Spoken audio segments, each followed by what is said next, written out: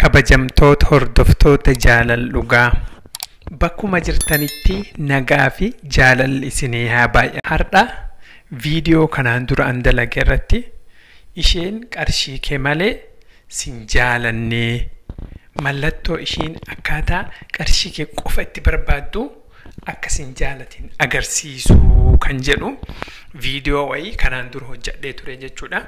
Viidiyoon sun chaanalum kanarra jira. Laaluun dandeettanii komentii naa barreeffame jira jechuudha viidiyoo sun irratti.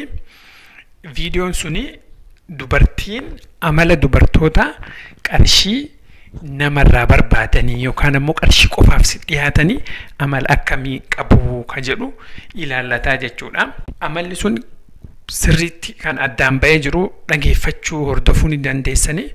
Namni qarshii barbaadu dhibbaaf dhibbatti jaalalleen tokko qarshii yoo sirraa barbaaddee amala akkasiisuun sitti mul'ifti. Kabiraallee qabaachuu dandeetti. Garuu amalli gurguddaan sunidha. Haa ta'u ammoo komentiin kun viidiyoo sun irratti hundaa'ee maal jedha?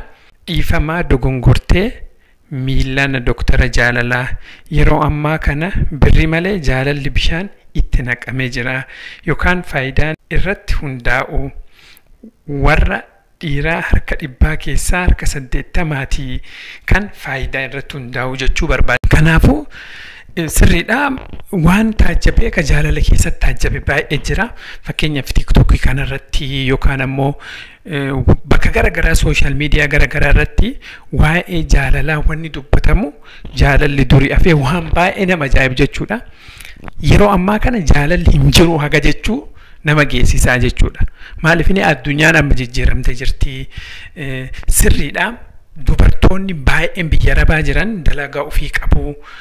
Waan garaagaraa qabu sun ammoo gaafii kan kee kanaaf yookaan ammoo yaada taphnaa kenniti kanaaf waa'ee viidiyoo kanaatti wal qabate gara boodaatti dhufa. Garuu gara taajjabbii jaalalaa kiyyatti haa deebi'u jechuudha. Addunyaan yeroo ammaa kan garam deemaa jirti. Waa'ee jaalalaatti wal qabate garri isiin deemaa jirtu baay'ee na dhibee jira.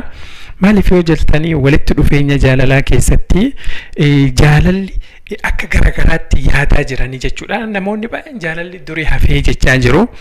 Maaliif kana deemtanii TikTok irra laaluun dandeettanii yaada warri kennuu waan namni komentii wanni ni barreessu sooshaal miidiyaa garaagaraa kanarratti akka jaalalli dhugaa yeroo ammaa kana hin jirre dubbatamaa jechuudha.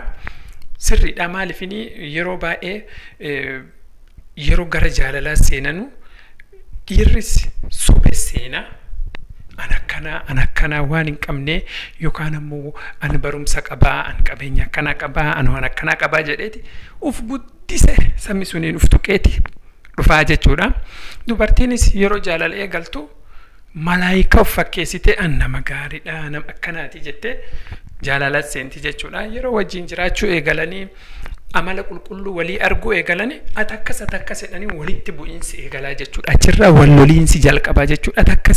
Atakkanan na sobdee atakkasin na sobdee warri duraan akkasitti wal jaalatu kan yeroo gabaabduu keessatti wal jaalatu wal bira dhufee wajjin jiraachuu eegale jara addaan baqatu agartaa jechuudha. Kun maalinni sobarratti yookaan ammoo namni garii jaalalli ofii as ka'ee jaalalli biraa qabachuu dhaqaa yookaan ammoo ka waan garaagaraa keessa jiru an waan garaagaraan qabadhe garas dhufaa yookaan ammoo dubartii 2-3 hiriyyaa qabaa jechuudha yookaan isiillee dhiira 2-3 hiriyyaa qabdi jechuudha. Profaayilii niitii ofiirra keewwatee yookaan profaayilii abbaa manaa ofiirra keewwatanii dhiira biraa wajjin onlaayinii irra wal janajjanu jechuudha. Kun waan dhibbaaf dhibbatti yeroo ammaa kana addunyaan itti jirtu jechuudha.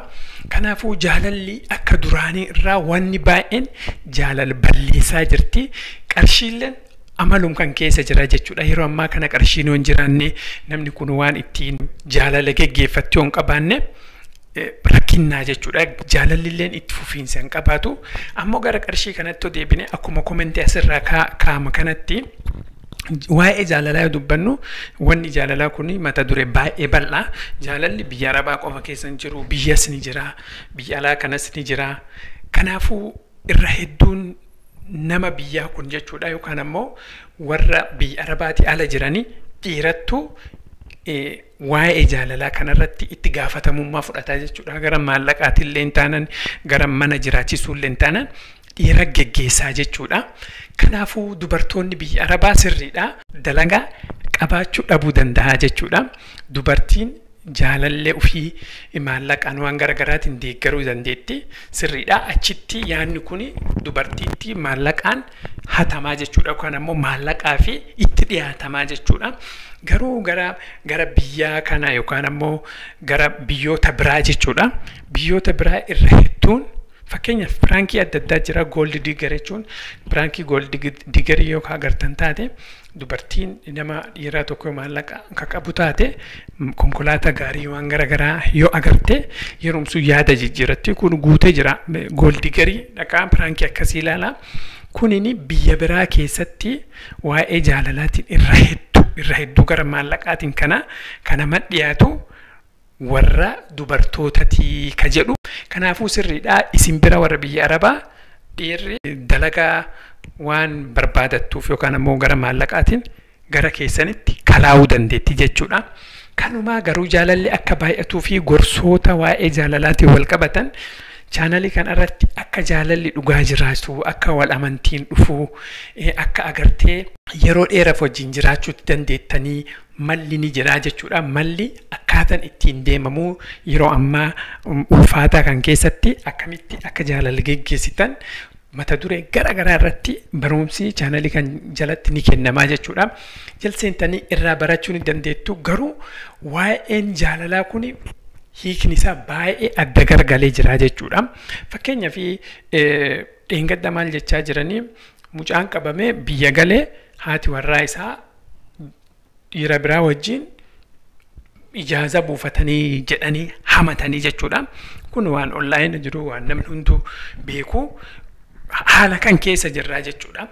Kanaafuu waa'ee jaalalaa kanarratti wanni jaalalaa kun waan maatii waliif fiduu, waan nama ijaaruu, kanaafuu of eeggannoo guddaa godhuu qabdanii.